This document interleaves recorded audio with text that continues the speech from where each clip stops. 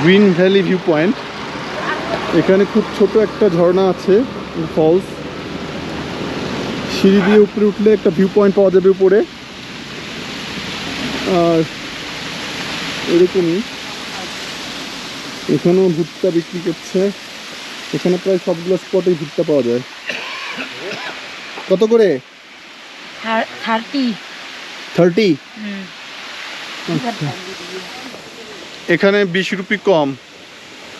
ওই স্পটটায় আমাদের কাছে 50 রুপি করে চেয়েছিল ভুট্টা, এখানে 30 রুপি বলছে।